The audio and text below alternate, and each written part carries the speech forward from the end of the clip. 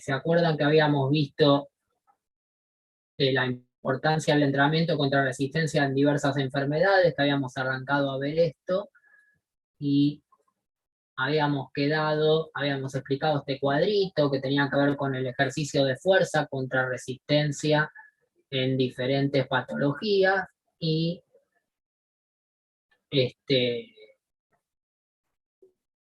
habíamos quedado básicamente por acá, donde habíamos visto que en la obesidad se presentaba el sedentarismo, ¿no? Con mayor aumento de masa grasa en el obeso, que lo vamos a empezar a ver ahora después en la última clase de ahora, o la que viene, obesidad y ejercicio. Y también había un desbalance a nivel de la dieta, menor masa grasa, masa magra, perdón, y otros, ¿no? Esa era la idea.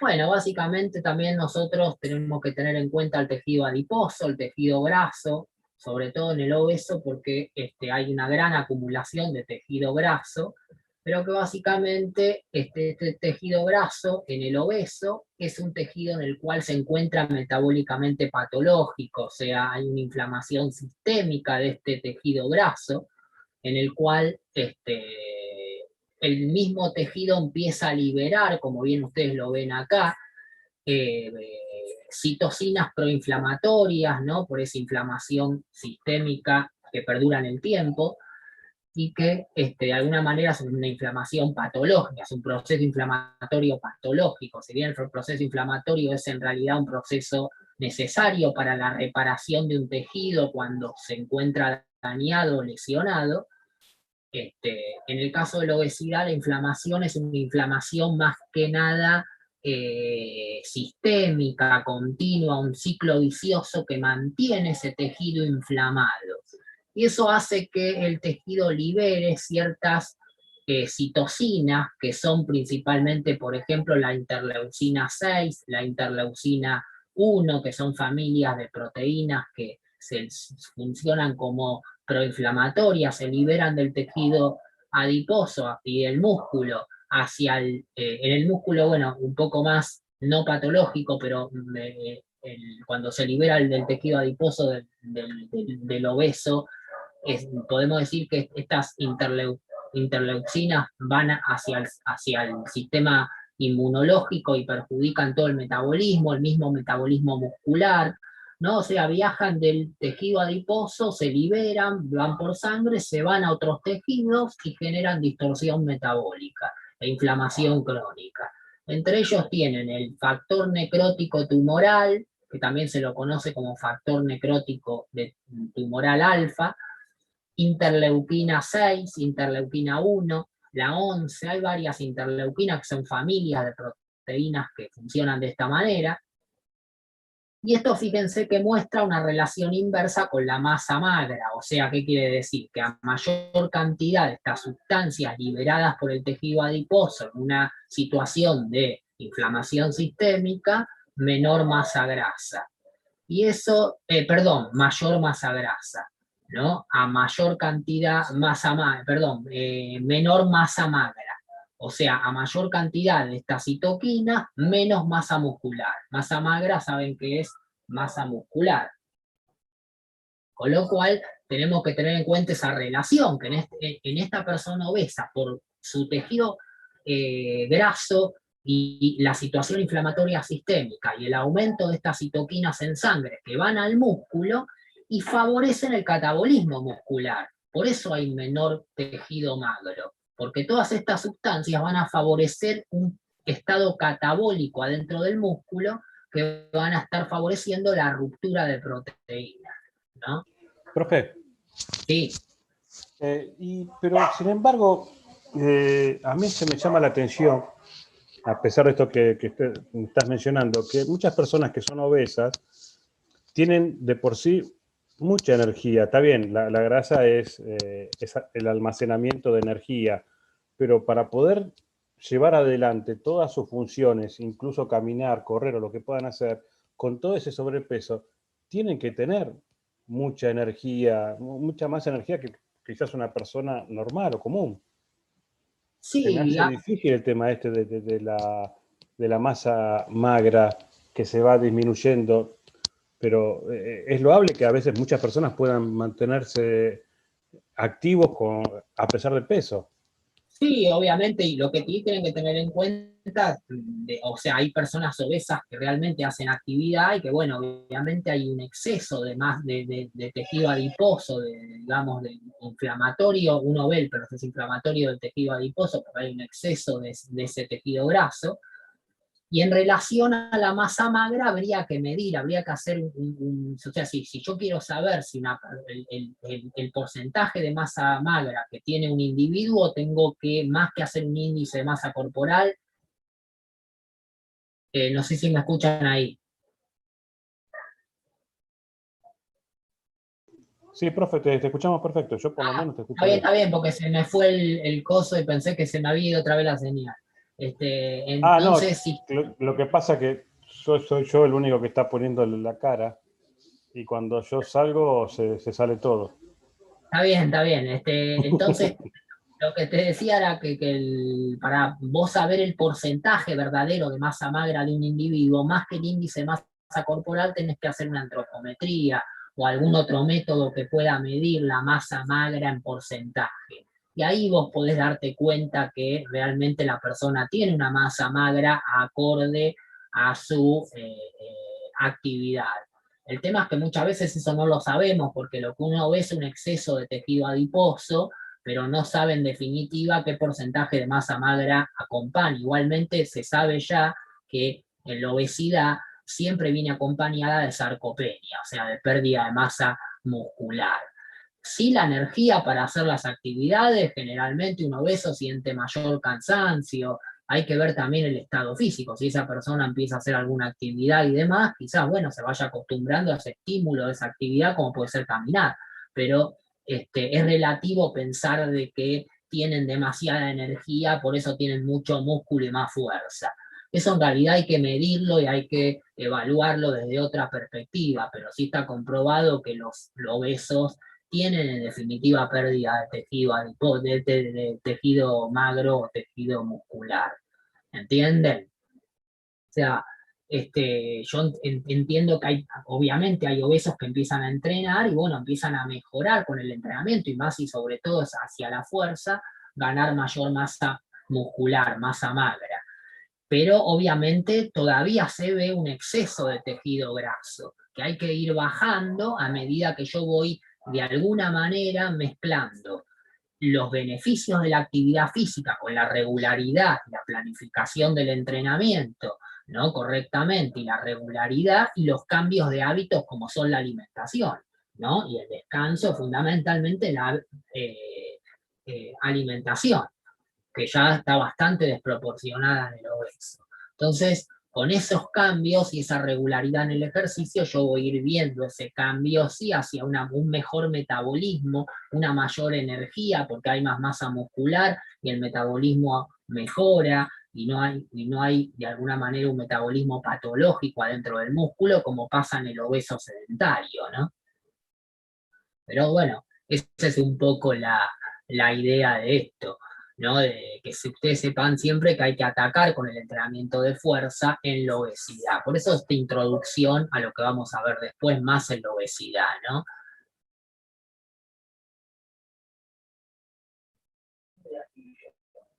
Bueno, acá tenemos en el músculo también, fíjense que estas citoquinas que nombrábamos antes, proinflamatorias, como la del factor tumoral, de necrosis tumoral alfa, las interleuquinas 6, 1 y demás, inducen el catabolismo proteico adentro del músculo. Entonces, eso va a favorecer a que sea un músculo más hacia el predominio catabólico que anabólico, ¿no? Disminuye así acuérdense que vimos la síntesis proteica, la otra vez en la clase anterior en fisiología del rendimiento, y eso qué me va a permitir a mí. Pues eso me va a llevar a que haya un catabolismo importante dentro del músculo, ¿no? Después, obviamente, todo ese proceso de síntesis proteico va a estar disminuido, con lo cual el músculo ese va a ir más a una inducción catabólica de destrucción que anabólica de construcción. Con lo cual, precisamente, no va a favorecer al aumento de masa muscular, ¿no? Salvo que entrene, y que me vaya más al entrenamiento de la fuerza contra resistencia, como estamos viendo acá. Disminuye el diámetro del músculo. Fíjense que esta inducción hacia un proceso más catabólico hace que los diámetros de los músculos sean mucho más chicos, lo cual esto es pérdida de masa muscular. Y la cantidad, obviamente, de sarcómeros que cumplen la función contráctil dentro de lo que es el citoesqueleto de la célula muscular, ¿no?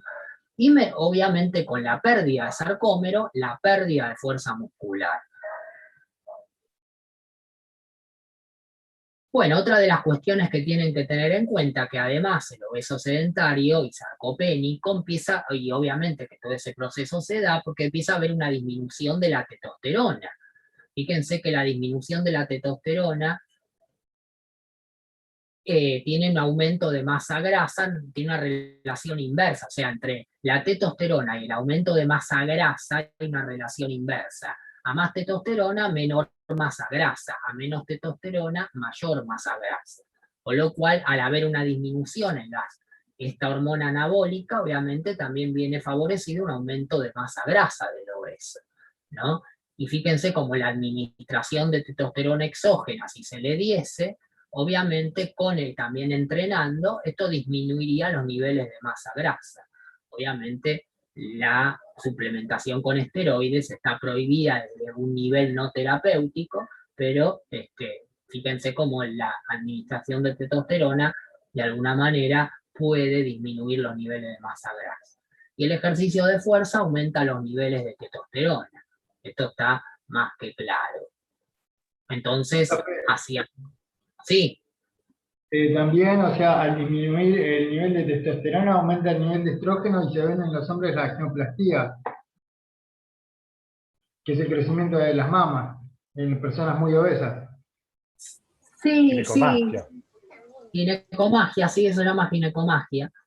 Pero bueno, eso tiene que ver más que nada con un aumento excesivo de las mamas por uso de esteroides, pero eso no, sí, obviamente yo no estoy con esto, que esta frase acá no quiere decir que se consuman esteroides por esto, ¿eh?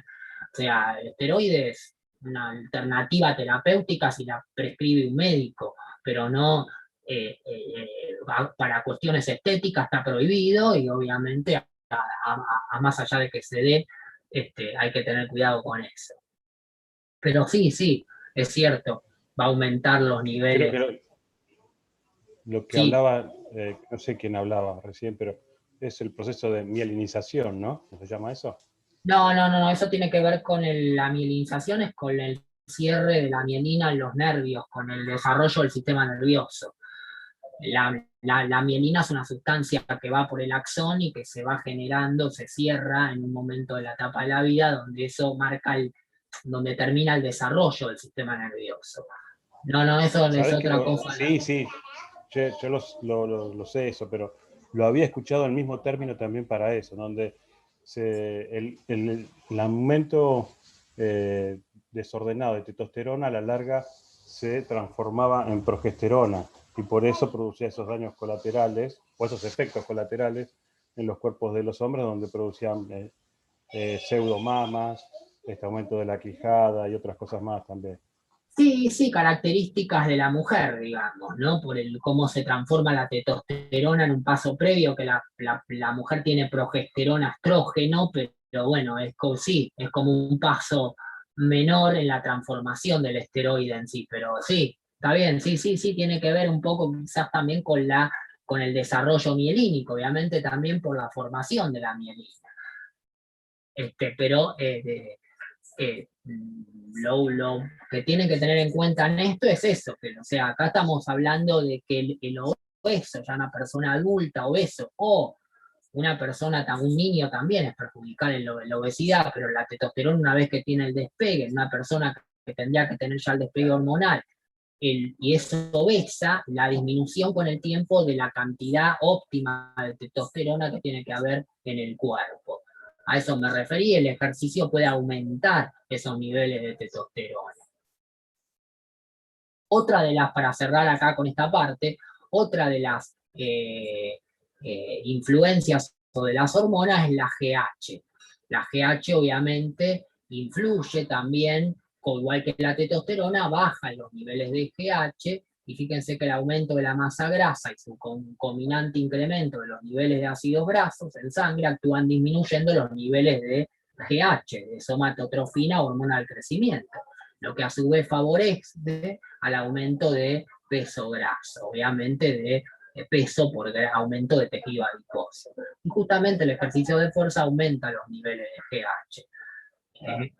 Eso es lo que vamos a ver. Bueno, ahora vuelvo con la otra, ya que esto arrancó y parece que viene bien, y les dejamos grabado la segunda parte. Espérenme que ya ven.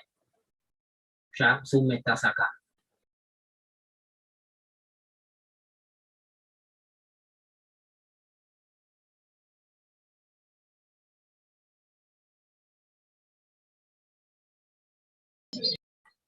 Bueno, gente.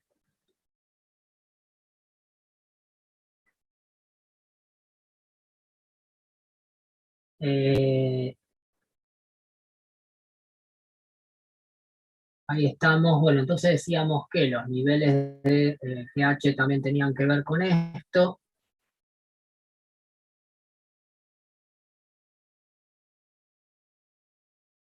Esperen que ubicamos dónde estamos acá.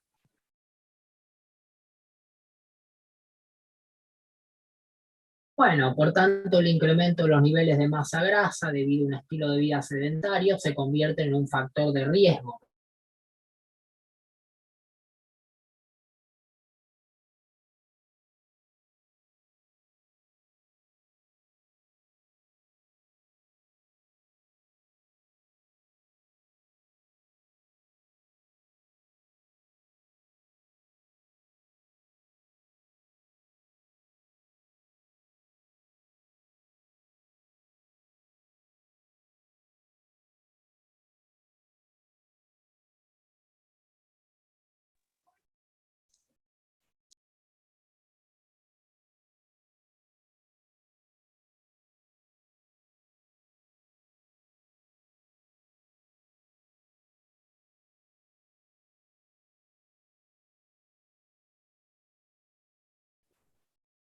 Si se escucha entrecortado, después no hay problema, ya les digo, van a tener la clase del año pasado, que está bien grabada y la van a poder ver, no hay demasiado problema en eso, así que por eso no se hagan problemas.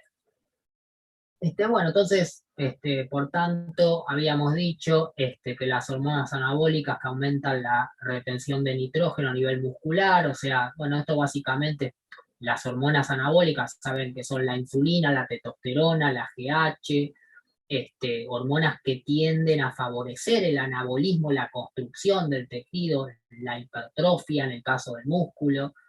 Y son necesarias para también con las catabólicas generar un balance dentro de lo que es el metabolismo. Pasa que en un estado inflamatorio, como es el estado inflamatorio sistémico del obeso, esa relación entre las hormonas anabólicas y catabólicas está más tirado hacia las catabólicas, o sea, la adrenalina, la noradrenalina, elevado cortisol, glucagón, bueno, más que nada cortisol y adrenalina. Pero bueno, eso hay que tratar de revertirlo. Y justamente el entrenamiento de fuerza hace todo lo que tiene que hacer una terapéutica para revertir eso, ¿no? Entonces, todo lo planteado lleva a que la obesidad se asocie con sarcopenia, ¿no? Pérdida de masa muscular, encontrándonos ante casos de obesidad sarcopénica, o sea, ya la obesidad es obesidad sarcopénica. El obeso debe trabajar la fuerza muscular para ganar masa magra, ¿no? Y revertir todo lo que vimos, ahora vamos a ver un gráfico, y no es tan importante en un principio disminuir la masa grasa, en cierta manera, ¿no? Entonces, esto es fundamental para poder, para poder trabajar bien desde lo terapéutico. Bueno, a pesar del ejercicio en fase aguda, fíjense, el ejercicio en sí, de forma aguda, más allá de que acá se llevaron 12 semanas de entrenamiento, el ejercicio en su fase aguda conlleva un incremento en los niveles de interleucina 6, que la habíamos visto como citocina que liberaba en un estado inflamatorio sistémico, sobre todo las personas obesas, y se ha apreciado el valor pico después del ejercicio muestra una tendencia a atenuarse. O sea, tras un periodo nosotros sabemos que en el obeso, en el estado sistémico inflamatorio, el tejido adiposo libera estas citocinas proinflamatorias que mantienen un nivel elevado de inflamación que no es correcto, es patológico.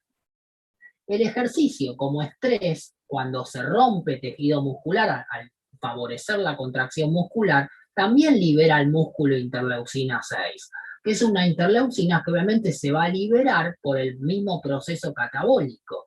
Ahora, se muestra que después de 12 semanas hay una atenuación de forma que se atenúa el aumento de interleucina 6, sobre todo en entrenamiento en obesos, en personas que justamente tenían elevada esta interleucina de forma permanente y sistémica en el organismo. Entonces, si bien el ejercicio la aumenta de forma aguda cuando yo hago ejercicio, después de 12 semanas con el proceso de ejercicio ya generando una adaptación o empezando a generar adaptaciones por el mismo proceso de entrenamiento, se atenúa la elevación de esta interleucina por medio del tejido adiposo y del tejido muscular también, ¿no? Entonces eso ya va a empezar a favorecer al obeso.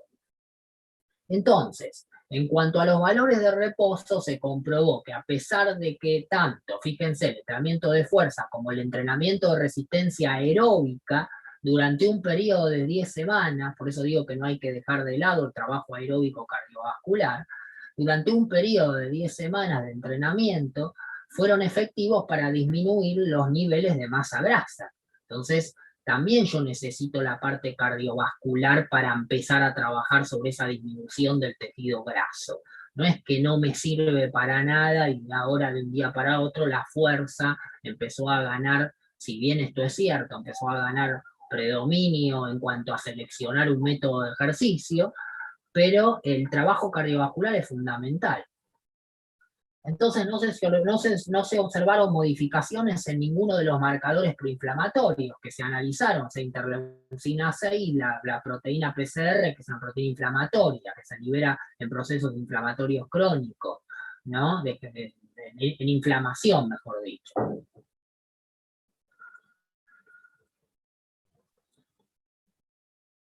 Entonces, debido a que la obesidad sarcopénica acentúa los efectos sobre la discapacidad, porque generalmente esto va a generar discapacidad, también va a acentuar los efectos de la morbilidad, de la enfermedad asociada, porque el obeso empieza a tener complicaciones asociadas. O sea, si siguen esa situación de hábitos incorrectos, de tejido adiposo excesivo, inflamación sistémica, empieza a aparecer la diabetes, la hipertensión, la dislipemia, y mortalidad, obviamente, la muerte prematura. O sea, que esa persona no tenga un periodo de vida prolongado, sino que tenga mayor probabilidades de que por algún evento cardiovascular o la misma enfermedad y todos los factores de riesgo que va sumando, termine falleciendo mucho en edades más tempranas, a la que tendría que tratar de hacerlo, por lo menos eso se llama estirar el periodo de vida, ¿no? O las probabilidades de vida. La obesidad por separado también, tanto adultos como en personas mayores, se ha hecho que se reivindique la implementación de programas de ejercicio. Obviamente que todo esto que contamos ha hecho de que en el adulto como en el niño se empiece a reivindicar qué programas de ejercicio se le tienen que empezar a prescribir. Y justamente es una combinación de ambos, del entrenamiento aeróbico con el de fuerza, es lo más aconsejable, pero también no dejando el de fuerza de lado, porque generalmente siempre se trabajaba sobre lo cardiovascular, pero no sobre el entrenamiento de la fuerza. O por lo menos antes, no era lo que se veía. Fíjese que, miren que se comprobó, por ejemplo, que un entrenamiento, esto igual es un poco teórico, ¿no? O sea, acá yo estoy dando parámetros. Se comprobó que un entrenamiento realizado con una frecuencia de 2 sesiones semanales consistentes en 3 series de 8 a 10 repeticiones máximas, esto quiere decir que se trabajó con una sobrecarga donde la persona llegaba a 8, a 10 y no podía hacer una 11, 12, o sea, era máxima esa cantidad de repeticiones. Porque usted me pregunta, bueno, ¿y qué peso se usó? Cuando te hablan así es porque te generalizan, o sea, lo que te están diciendo es 8, vamos a ponerle entre 8 y 10, pero vamos a dejar 10. 10 repeticiones máximas. ¿Qué quiere decir eso? Que si usé una carga donde la persona podía hacer 10 repeticiones y no 11, esa es la carga máxima, ¿no? Eso es trabajar a niveles máximos al volumen deseado. Eso lo tienen que tener en cuenta porque es muy importante a la hora de cuando laburen, cuando tengan que trabajar con una persona, yo puedo ir buscando esto, porque no es lo mismo si yo trabajo a 10 repeticiones y cargarle un peso en el cual la persona pueda hacer 10 y no una 11, ¿no? O sea, te llegó a 10 y vos le tenés que sacar la carga porque no va a poder hacer otra repetición, otro trabajo mecánico para terminar una 11. Eso quiere decir 10 repeticiones máximas. Ahora, yo si quiero trabajar a niveles submáximo, que lo debería hacer con una persona que recién empieza a entrenar un periodo de entrenamiento, yo voy a manejar 10 repeticiones, por ejemplo, pero le voy a poner una carga en la cual el tipo termine de hacer la décima y por ahí podía haber hecho 5 o 6 más. Eso quiere decir que yo trabajé un carácter submáximo. Eso está bueno para jugar con la carga y las repeticiones. O sea que ustedes obviamente esto lo tienen que ir conociendo, lo evalúan, lo ven y se van dando cuenta a modo que depende del ejercicio, el grupo muscular, ¿no? Todo tiene que ver con todo, pero digo, está bueno tener en cuenta esto de las repeticiones. Trabajo o a máxima o a submáxima, ¿no? Porque no es lo mismo. O sea, obviamente va a generar un trabajo mucho más extenuante aquel que sea máximo, que sea a 8 o a 10 de forma máxima, que el que sea de 8 a 10 pero submáximo. Que acuérdense que es poner una carga que llega a 10, pero podía haber hecho 5 o 6 más, o 7 más, o 8 más. Mientras más se aleje del 10, más fácil es, por decirlo de alguna manera. Se utilizaron 9 ejercicios y fue efectivo para disminuir los niveles justamente de interleucina 6 durante este periodo de entrenamiento, que dice acá, 2 sesiones semanales en una frecuencia a estas repeticiones, este volumen, y se disminuyeron los niveles de la proteína de PDCR y interleucina 6, que es la citocina proinflamatoria.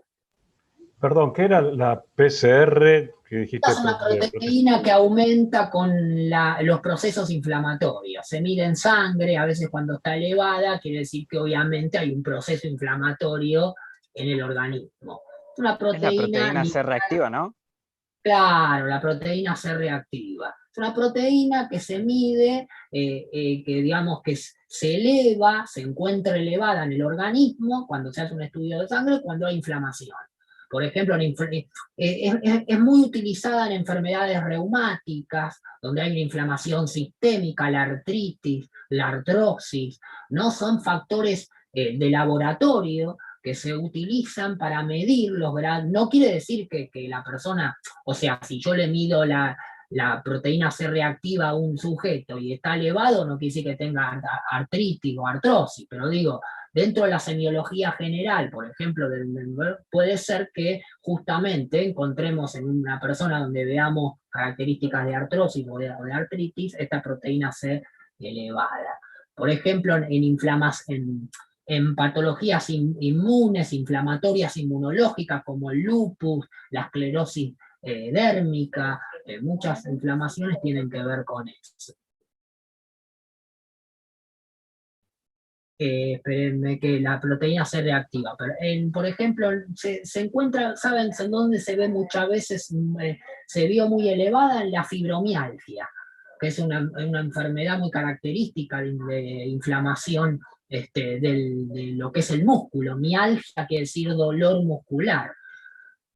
Y se encuentra fibrosis, por eso fibromialgia, ¿no? Pero que normalmente es una enfermedad que está muy no sé si de moda, pero hay muchos casos ahí dando vueltas.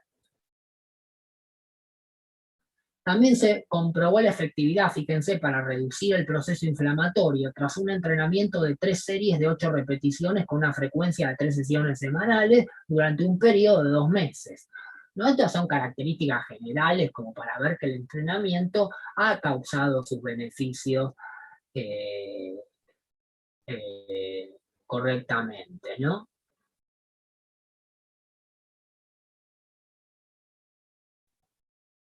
Bueno, el entrenamiento de fuerza puede ser efectivo para restaurar los bajos niveles de testosterona, obviamente, porque el entrenamiento de fuerza aumenta la cantidad del pool de testosterona, GH, insulina, mejora todo el metabolismo desde favorecer la salida de esas hormonas anabólicas que en el obeso y que en la persona avejentada y sedentaria tiene disminuido, ¿no? Pues no solamente el obeso tiene disminución de este tipo de hormonas.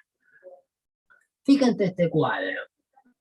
Este cuadro resume lo que acabamos de ver. Siempre pensá que el obeso le pasa esto, obviamente a grandes rasgos y distorsionando su metabolismo.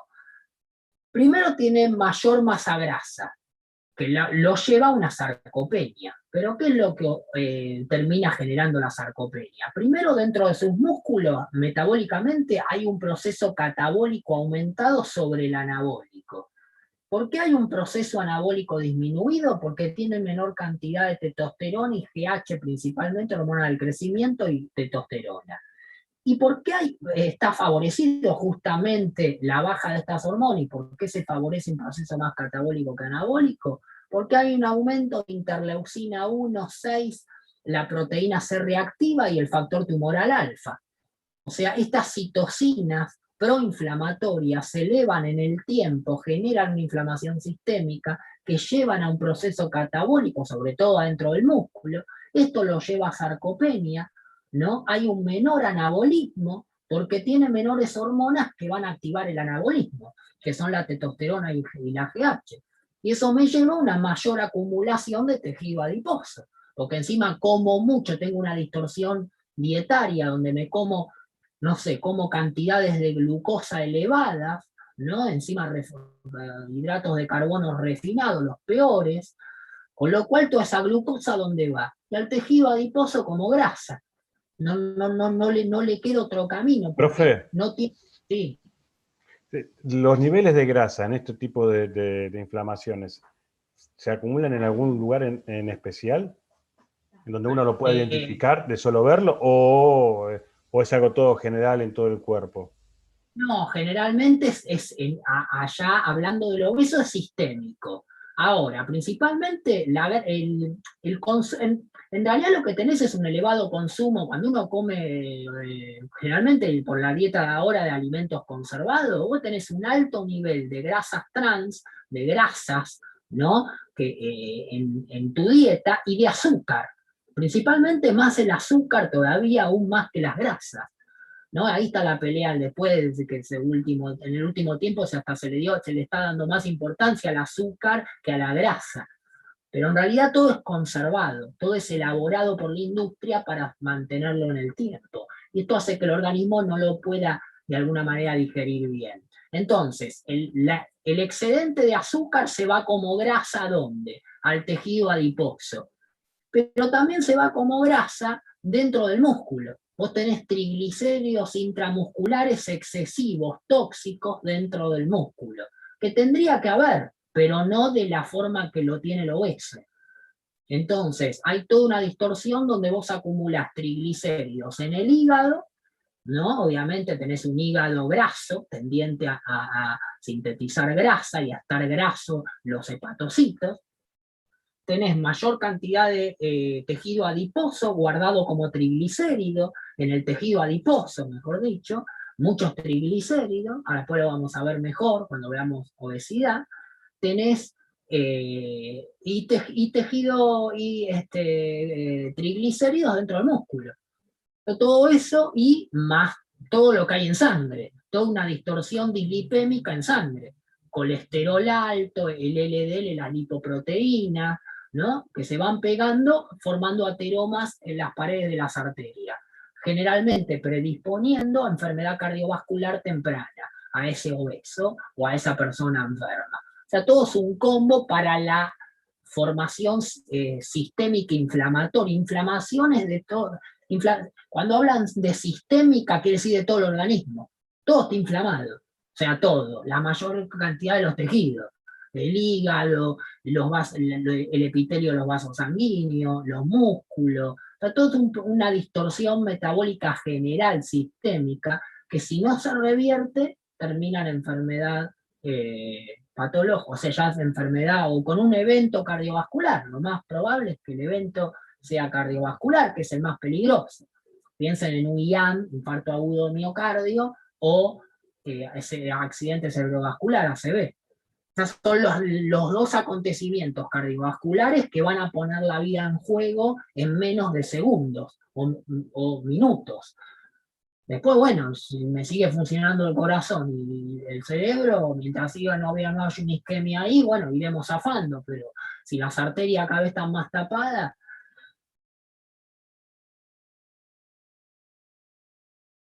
Bueno, ahora vamos a ver ciertos efectos del entrenamiento de la fuerza para determinadas patologías. Ahora lo vamos a ver en la próxima clase, ya entramos con estas características. Fíjense, vamos a empezar por este cuadrito, después seguimos con los demás en la próxima clase. No, la próxima clase es la que viene, digo, ahora cuando me conecte. Tengo, mira, patología, parámetro, efecto. Efectos del entrenamiento de la fuerza, contra sobrecarga. Ahora vamos a decir, sí, bueno, pero ¿cómo se entrenó? ¿Cuánto tiempo? Bueno, esto es generalizado. Esto se sacó de hacer un cuadro de diversos estudios que hay, donde se aplicaron en poblaciones de estas enfermedades el entrenamiento de la fuerza. Obviamente, ¿cómo fue ese entrenamiento? Progresivo, pues esta es una justificación del por qué yo tengo que entrenar la fuerza, del qué beneficios me lleva. Y lo cardiovascular igual, nada más que acá está hablando de entrenamiento contra resistencia, que abarca la fuerza. Fíjate, obesidad, patología, un obeso, parámetro sobre la composición corporal. El entrenamiento de fuerza puede generar efectos de disminuir la masa corporal, disminuir la masa grasa, reducir el índice cintura-cadera, que es un índice fundamental en la obesidad y que tiene mucha predicción con morbilidad y mortalidad. Aumento de la masa magra, o sea, aumento de masa muscular. Sobre la inflamación, ¿qué me genera el entrenamiento de fuerza en la obesidad? Reducción de los niveles de interleucina 6, proteína C reactiva y el factor de necrosis tumoral alfa. Bajan los niveles de interleucinas proinflamatorias. Neuroendocrino, me aumenta los niveles de testosterona, GH, hormona también, las hormonas que tienen que ver con los andrógenos. Perdón. Todo lo que es la folículo estimulante, la luteinizante, hormonas que tienen que ver con el anabolismo, todo lo que tenga que ver con el factor simil de insulina 1, que son anabólicos, o sea, todo eso me genera aumento de niveles neuroendocrinos, fundamental hacia el anabolismo, hacia la síntesis proteica, hacia formar más tejido, a revertir la patología metabólica. Y otros, por ejemplo, la fuerza muscular, que tiene que ver con el aumento de masa magra, ¿no? Al tener más músculo tengo más fuerza. Fíjate en la diabetes, que no la vamos a ver después, pero fíjate lo que hace el entrenamiento de fuerza. Con la composición corporal es lo mismo que hace con la obesidad. En la inflamación es lo mismo. En el control insulínico mejora la función de las células beta del páncreas, reducción de los niveles de insulina, porque hay una hiperinsulinemia en el diabético, después lo vamos a ver. El control de la glucemia mejora la vía de señalización de la glucosa en el músculo. Esto lo vamos a ver cuando veamos entrenamiento y diabetes. O sea, yo a través del del trabajo muscular, puedo generar una vía independiente de insulina para que la glucosa entre dentro del músculo y sea utilizada como energía. Reduce los niveles de hemoglobina glicosilada. El aumento de azúcar en sangre sostenido en el tiempo, lo que le genera al diabetes es una glicolización de todos los tejidos nerviosos y vasculares. El azúcar, si vos agarrás el azúcar y la agarrás con la mano con agua, empieza a quedar pegajosa en la mano, ¿no? Agarrás azúcar, ponela en el agua, agarrá el azúcar, te tocas la mano y vas a ver que se empieza a pegar todo. Eso se llama glicolización, es una característica que tiene el azúcar. Imagínate el azúcar corriendo por dentro de sangre que viaja por los vasos sanguíneos, llega a los capilares y hacia los tejidos, empieza a glicosilarse, o sea, se pega a los nervios y a los vasos sanguíneos. Esa pegoteada que genera con el tiempo, ¿no? Con el tiempo, esto se transforma en neuropatía y en vasculopatía. O sea, enfermedad vascular y enfermedad neurológica. Entonces el diabético tiene problemas de cicatrización, se corta y no cicatriza, no coagula, se lesiona mucho las manos y los pies porque hay la microvascularización, es más la glicolización, daña los vasos sanguíneos y daña los nervios, básicamente. Y la reducción de la glucemia, o sea, baja el azúcar en sangre, que justamente la tiene elevada. Tiene que estar entre 70 y 110, después lo vamos a ver. Ahí tengo que tener la glucemia, no puedo tener en 200. Fíjense otro, mejora el consumo máximo de oxígeno, mejora la fuerza muscular, reducción de los ácidos grasos libres, baja, o sea, mejora el perfil lipídico en sangre, mejora sobre la autopercepción de la salud y reducción de la ingesta de fármacos, porque en definitiva, en ciertos niveles si el diabético es regular con sus ejercicios, que no lo son todos, y es regular con su dieta, termina a veces dejando la insulina, cuando es insulino dependiente, por insulina exógena, por la realización del ejercicio, o otros fármacos como hipoglucemiantes, haciendo que tenga que dejar esos fármacos y que justamente no ingrese más droga a su organismo, y con terapéuticas que son más naturales, como es el cambiar el tipo de dieta que hace y aplicar el ejercicio, puede revertir la situación. No está mal la farmacología, pero si podemos depender un poco de ella, o sea, sacarla un poquito, va a ser mejor, ¿no? O sea, piensen en que no deja de ser Independizarnos de ella. claro, empezar a sacar medicamentos. Porque si somos una farmacia tomando medicamentos a los 40, 50 años, bueno, a ver, es preferible empezar a hacer terapéuticas más naturales que puedan dejar de lado esos medicamentos. Bueno, ahora vuelvo y les doy algunas características de otras enfermedades que tengo acá, igual después nos metemos en obesidad. Acá seguimos con, fíjense sobre la obesidad y la diabetes, acá tenemos sobre la dislipemia y la hipertensión. Fíjense sobre la dislipemia, la composición corporal, es básicamente lo mismo, obviamente, los ácidos grasos en sangre, disminución de los triglicéridos, que mucho en obesidad lo tiene la persona muy elevada. La dislipemia es esto, básicamente, es una distorsión de los lípidos en la sangre, ¿no? En cuanto a cantidad. Entonces, disminución de los triglicéridos que suelen estar elevados, disminución del LDL, que es el colesterol malo, ¿no? El aumento del colesterol bueno, que favorece también de manera mucho más favorable, y otro en la reducción de, fíjense, la tensión arterial sistólica y la mejora de la fuerza muscular. A nivel de la hipertensión arterial, justamente en la composición corporal seguimos en la misma línea, en la salud vascular, vasodilatación, mejora la funcionalidad del endotelio, aumento del riego sanguíneo a nivel cerebral, ¿no? Y también de las coronarias a nivel del corazón, lo cual va a evitar o por lo menos retrasar la posibilidad de un evento cardiovascular. A nivel cardíaco, fíjense que hay una disminución de la frecuencia cardíaca en reposo y en recuperación del ejercicio, en la recuperación del ejercicio, ¿no? O sea, el tipo va a tener en reposo un corazón que trabaja menos, eyecta más sangre porque tiene un aumento del gasto cardíaco, pero por volumen sistólico mayor, eso después lo vamos a ver, y por otra parte, se recupera más rápido de un ejercicio, por ejemplo, a una intensidad más elevada.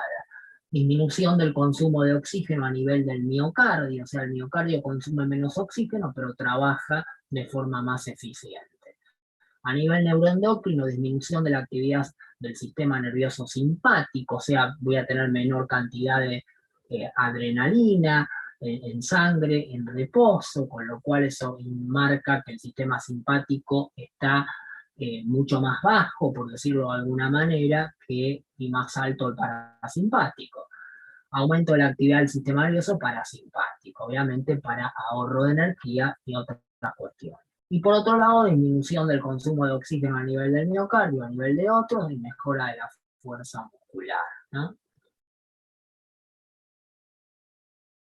Ahora fíjense acá, según estas citas, este cuadro dice recomendaciones para los programas de entrenamiento contra resistencia en distintos grupos de poblaciones.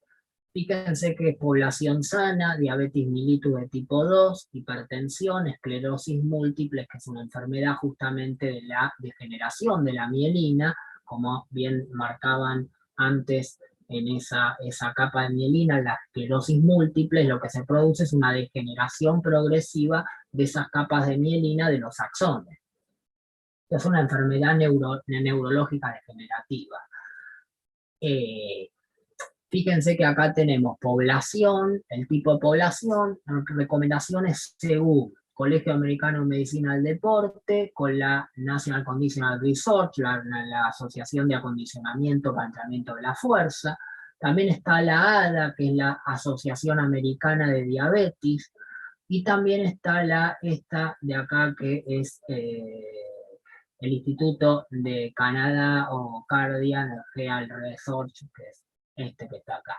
Son instituciones de salud y de actividad física reconocidas, donde pueden entrar a las páginas y tienen estos consensos, estos artículos que hablan sobre la patología y el ejercicio, si lo buscan también en otros lados, ¿no? Entonces acá tengo series, repeticiones recomendadas, intensidades. Para este tipo de población, según estas dependencias, estas organizaciones. Ahora, bueno, obviamente en la intensidad yo voy a llegar a esto con una planificación del entrenamiento de forma progresiva, ¿no? Obviamente. Y también a estos volúmenes y estas series. Pero básicamente es lo que se recomienda trabajar dentro de las características de estas poblaciones. Otra de las cuestiones importantes es la posibilidad de hacer, dentro de la anamnesis que hacemos con un alumno, poder generar un cuestionario. Existen cuestionarios ya estandarizados que nos dan la posibilidad de la preparticipación en programas de ejercicio físico de personas con ciertas patologías o de cualquier persona que nosotros comencemos a entrenar. Por ejemplo, uno utilizado por por la actividad física y el fitness es el parkour. El parkour es un cuestionario fíjate, son 7 preguntas, en las cuales si la respuesta es negativa a todas estas preguntas, vos podés presuponer, aunque con un cierto grado de incertidumbre, que podemos conducir con prudencia un programa de actividad física para esta persona. Generalmente, ya les digo, genera algo de incertidumbre, pero uno presume a través de cómo se contestaron estas 7 preguntas, si esa persona puede iniciar un programa de actividad física, ¿no? Estas son lo que tienen que preguntar, y lo tiene que contestar la persona. Otro cuestionario, sí, no sé si alguien me habló. Bueno, puede ser que se haya...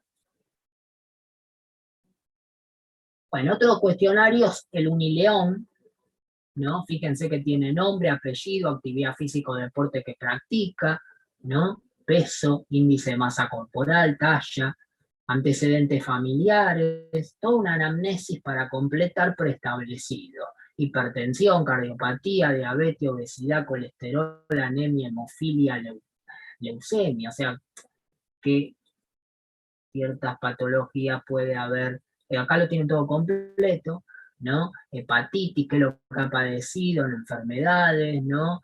Acá tienen todo para que lo complete la persona antes de empezar un plan de entrenamiento. Si ha sufrido convulsiones, pérdida del conocimiento en reposo, mareos, ¿no? Rotura de ligamento, esguince, desgarro, ¿no? Esto se llena, fumador, todo esto es importante tener a la hora de empezar a hacer un ejercicio. ¿No? Los hábitos, medicamentos, cuáles y para qué son, observaciones, conoce alguna enfermedad o circunstancia además de las que hemos preguntado, colocarlo acá.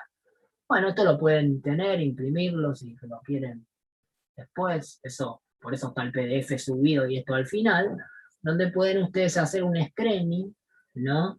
Para poder trabajar sobre esto. Bueno, espérenme un poquitito, que vamos a abrir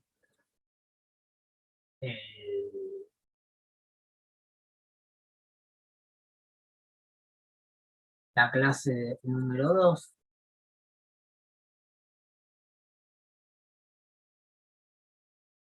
Vamos a arrancar, ahora sí. Esperen que comparto.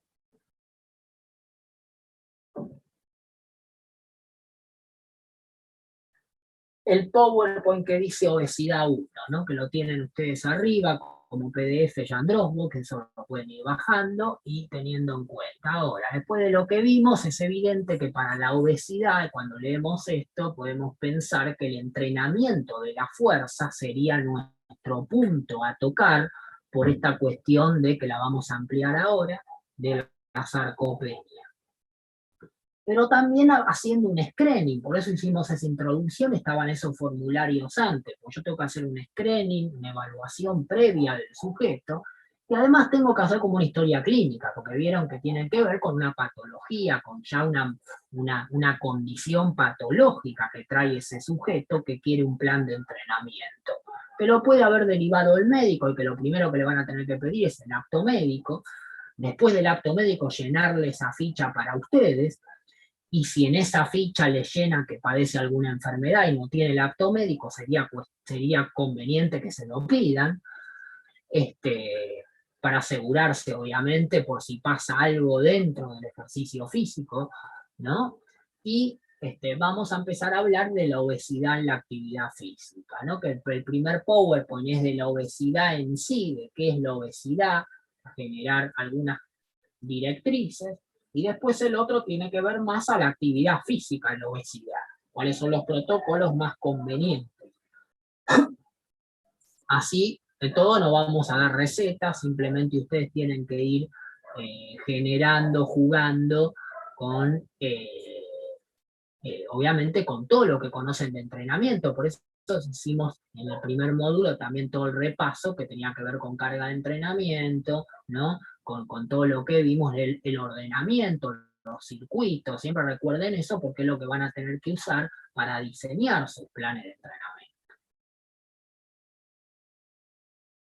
Bueno, entonces hay algo que la obesidad hoy tiene en una condición que ya hemos dado una introducción en el PowerPoint que acabamos de ver, donde hablábamos de una enfermedad sistémica, ¿no? No solamente de tejido adiposo almacenado de forma patológica, obviamente, sino también de enfermando otros tejidos, o sea, creando un estado inflamatorio crónico en el tiempo, ¿no? Que tiene que ver con multiorgánica, o sea, muchos órganos, sistémica, multideterminada, quiere decir que hay múltiples factores que determinan la obesidad, entre ellos genéticos, ambientales, fenotípicamente cómo se expresa, con el exceso de grasa corporal, pero eso es el fenotipo, cómo yo lo veo al sujeto, qué es lo que presenta al sujeto, elevada cantidad de grasa.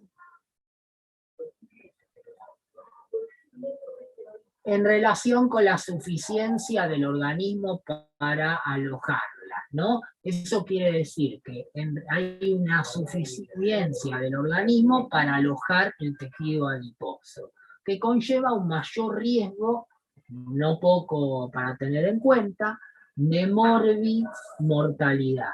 Esto quiere decir enfermedad, morbilidad, ¿no? Por eso viene la palabra morbi, y mortalidad es muerte, ¿no? Entonces, no poco tener en cuenta esta situación.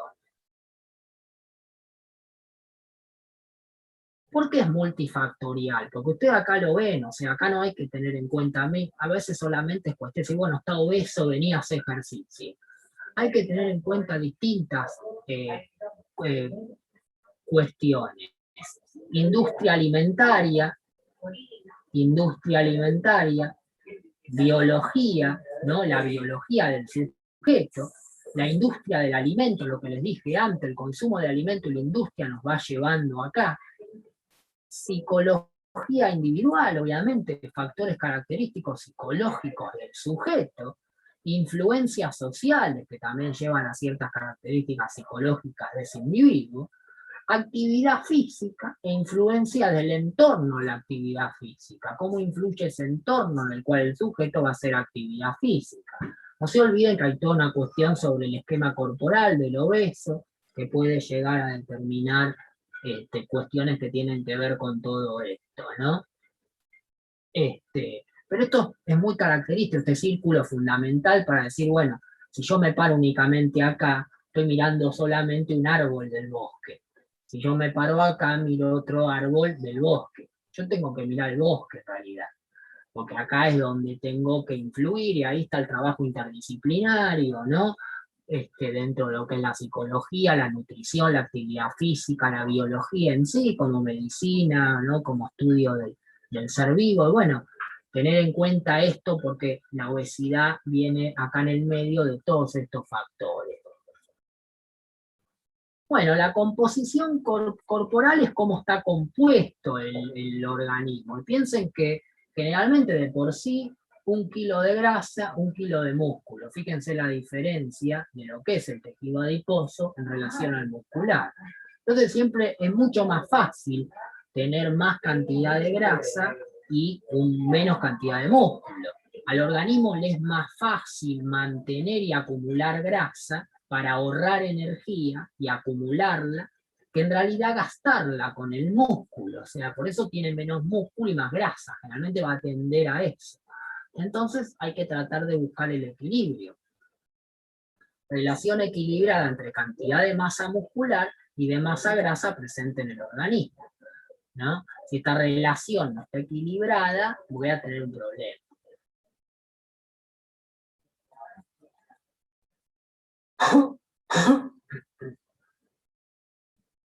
De manera muy concreta, Wilmore y Costil señalan, Wilmore y Costil son los famosos autores que han escrito el libro Fisiología del Ejercicio, Wilmore y Costil, señalan que aunque el componente genético es significativo, en ausencia de este es posible ser obeso debido exclusivamente al estilo de vida elegido.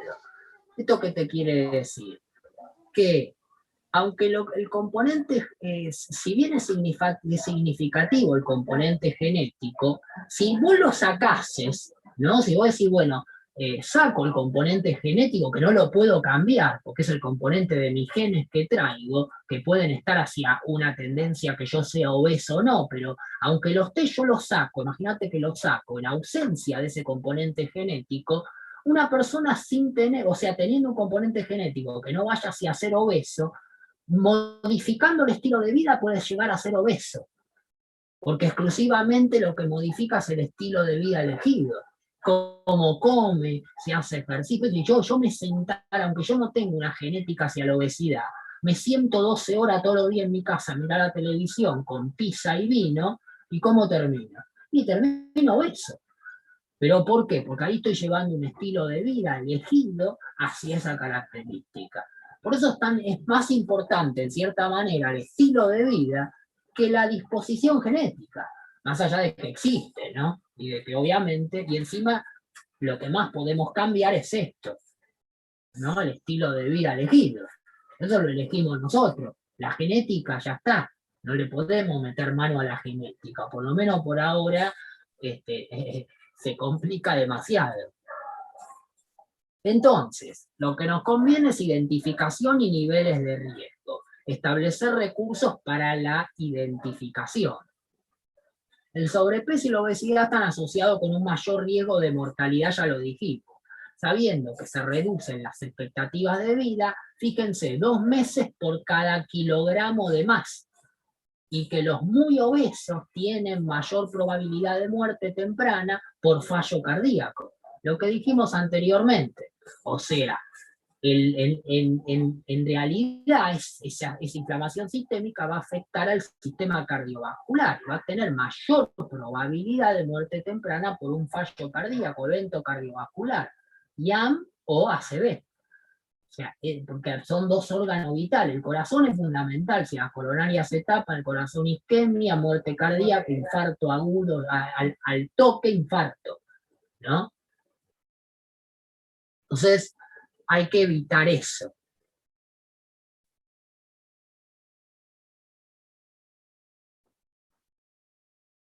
Bueno, muchachos, tengan en cuenta esto. Espérenme que veo la hora. Fíjense esto, índice de masa corporal. El índice de masa corporal es la relación del peso de un individuo dividido su altura al cuadrado. Vos pesás 50 kilos y medís 1,70, o sea, C50 dividido 1,70 al cuadrado y te va a dar un número, ¿no?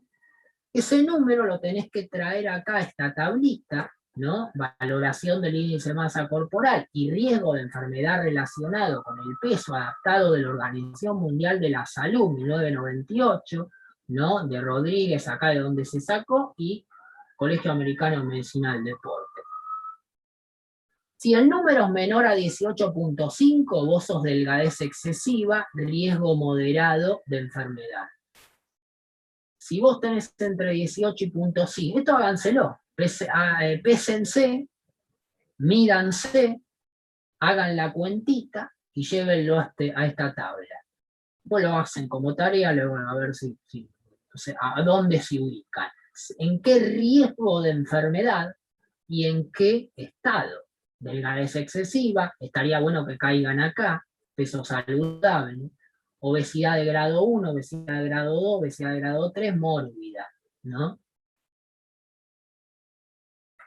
Esto es para que lo puedan hacer con una persona que vayan a entrenar, le piden el peso, la altura, sacan la cuenta y la ubican. Ahora, ¿esto es realmente así? Esto es relativo. ¿Por qué? Yo puedo tener una persona que pesa, fíjate, voy a hacer la cuenta. Yo soy físico-culturista, peso 100 kilos. Traigo un obeso, peso 100 kilos, ¿no? O soy deportista, fisiculturista, lo hablo porque tienen toda una cultura sobre la ganancia de masa muscular y disminuye mucho el tejido adiposo, pero bueno, es músculo más que tejido adiposo. Piensa en un fisiculturista. Pesan los 2 100 kilos. Hago la cuenta, los dos me dan dentro de lo que es obesidad de grado 2. Ahora, el físico-culturista me dio es eso. obeso. Me dio eso. 32,87. ¿Cuánto te dio? 32,87. Bueno, estarías acá.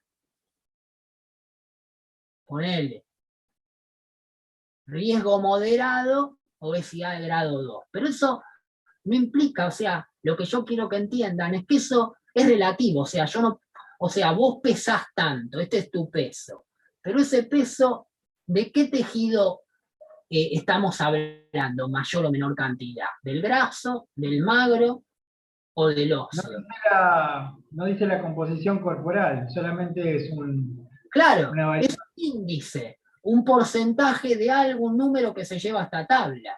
Ahora, él, a ver, igualmente, a ver, si mañana empezás a entrenar a tu tía, ¿no? O vos mismo, yo mismo soy desentrenado, no entreno, sé cómo me alimento, sé el tipo de vida que llevo, y bueno, me voy a hacer este índice, y si caigo acá, digo, está bien. O sea, no me está mintiendo demasiado, capaz que me miente un poco, pero no demasiado. ¿Se entiende? Ahora, si yo también tengo que evaluar al tipo y veo que deportista, llego un deportista a esta tabla, y digo, bueno, no, acá hay que hacer una antropometría. Esto no me sirve. A mí no me sirve esto con un tipo que está a un nivel mayor. No te quiero una antropometría o otro tipo de método. ¿Se Y, entiende? profe, Sí, también, o sea, si a la izquierda, si la persona me da, no sé, 18,5 de cabeza excesiva o un peso saludable, entre 18,5 y 24,9. Sí, acá dice riesgo bajo, pero si la persona es anoréxica o bulímica, esto no me lo está diciendo tampoco. exactamente. No, o sea, por eso digo, es un índice.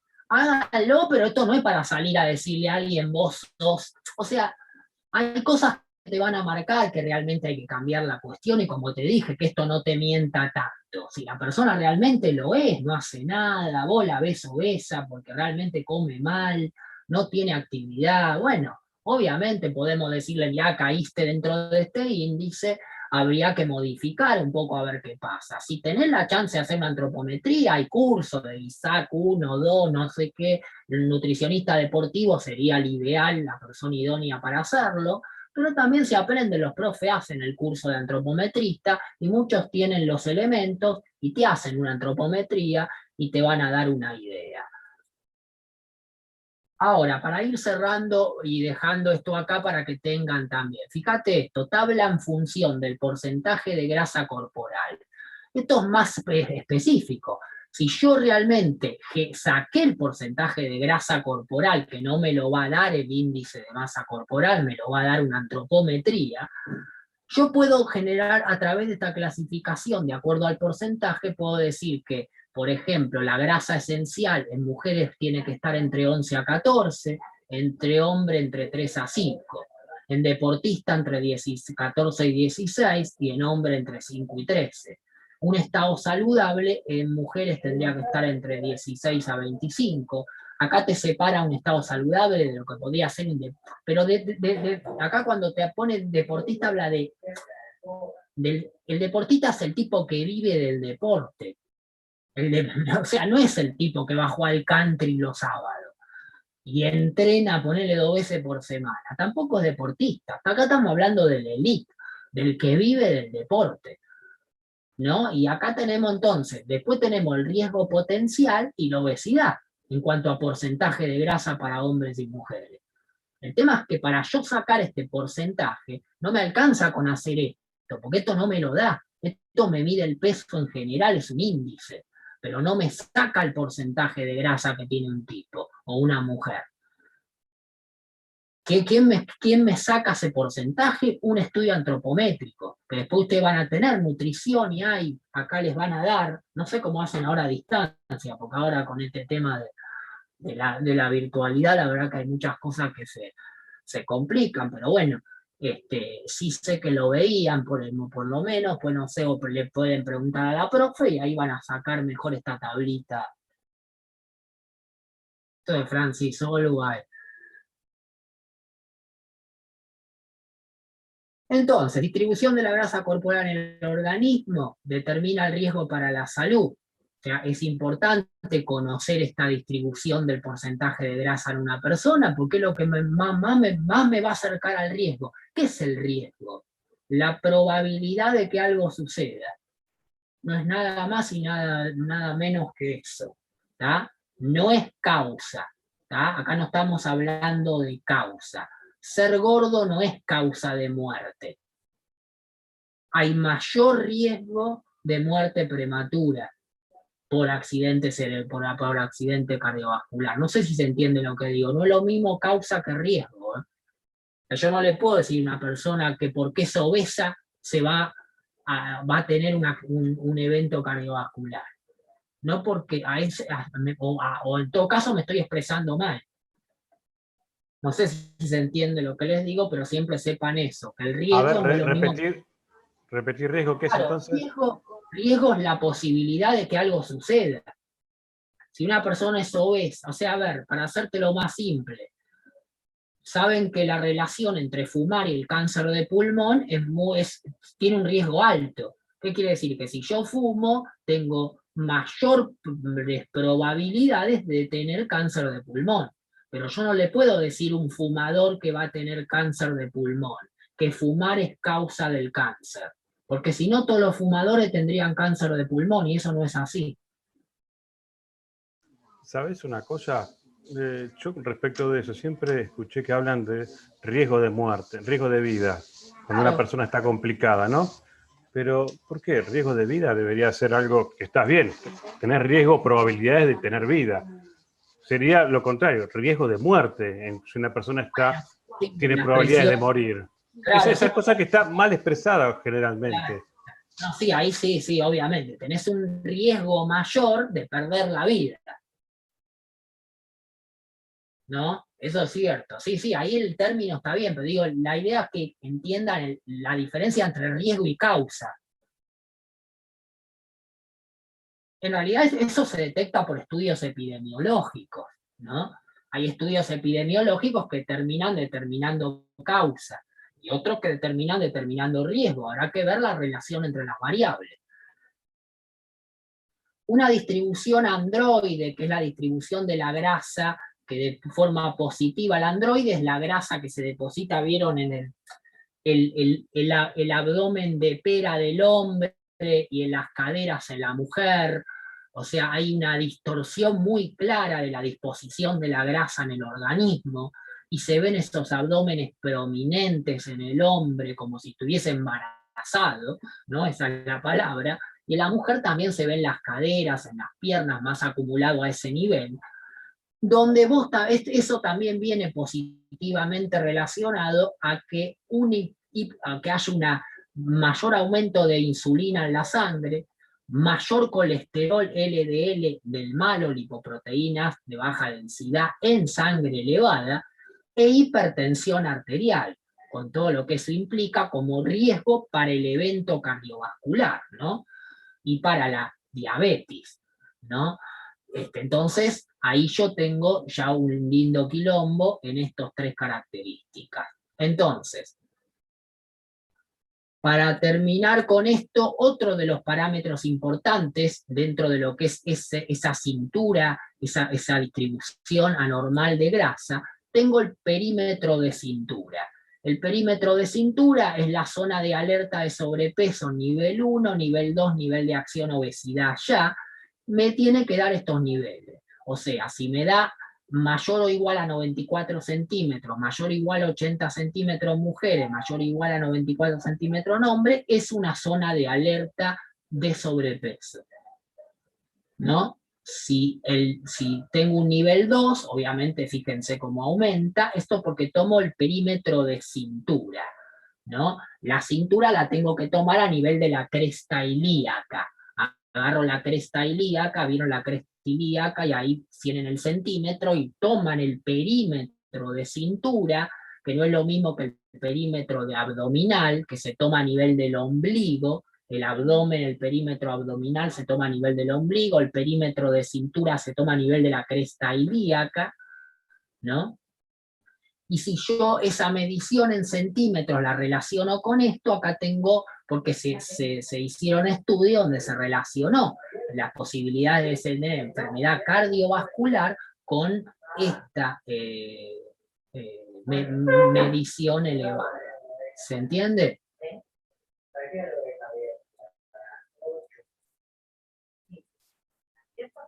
Y como último tenemos acá sí el cociente entre cintura y cadera.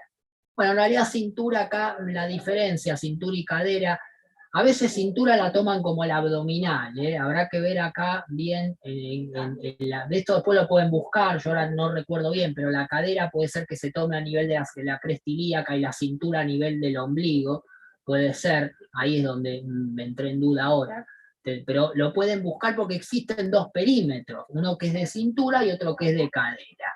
Si yo hago el cociente, que es la división, o sea, tomo primero el de cintura, después el de cadera y lo divido, me va a dar un número. Ese número lo puedo trasladar acá y puedo ver el nivel de riesgo de enfermedad cardiovascular en bajo, moderado, alto, muy alto, depende de dónde caiga ese número. ¿Se entiende esto? O sea, es fácil. Toman el perímetro de cintura, toman el perímetro de cadera, lo dividen, les da un número. Esto con un centímetro de costurista, del centímetro común. Obviamente traten de hacerlo sin ropa, si lo tenés que hacer una persona, levante la remera, total, es a nivel de la cintura cadera. Y esto tiene una correlación muy significativa entre estos valores y la posibilidad de enfermedad cardiovascular o trastornos cardiovasculares. O sea, si yo tengo un elevado perímetro, un cociente en perímetro elevado, tengo que laburar para que esto baje. Y esto es grasa acumulada de forma normal dentro del centro de gravedad del cuerpo. Hay una distribución anómala del tejido adiposo, que después también igual no es lo único, ¿no? Hay toda una cuestión sistémica hormonal que hemos visto que lleva también a la posibilidad de enfermedad cardiovascular. Pero estos son parámetros para yo medir en el sujeto, ya sea el cociente perímetro cintura-cadera, perímetro de cintura, si tengo la posibilidad de tener el porcentaje de grasa corporal, llevarlo hasta tabla, y si le hago un índice de masa corporal, tengo ya suficientemente datos como para pensar en riesgos, siempre riesgo, ¿no? No causa, riesgo. No quiere decir que se me vaya a tener un evento, pero tengo un mayor riesgo. Igual tengo mayor riesgo porque lo demuestran los estudios, no porque lo digo yo o lo dice Pedro. Estos son los principales estudios que leen los médicos, pasaría a decirle a los pacientes que hay un riesgo mayor de muerte o de un evento cardiovascular. No es que el tipo inventa la cosa en el consultorio, o porque lo ve más gordo le dice, mirá que te vas a morir de una ACV o de un IAM. No, hay estudios que lo avalan. O sea, van y buscan la ciencia, por eso la medicina avanza y los estudios siguen generando todo esto, ¿no? Bueno, gente, acá vamos a dejar, porque Zoom ya me está avisando,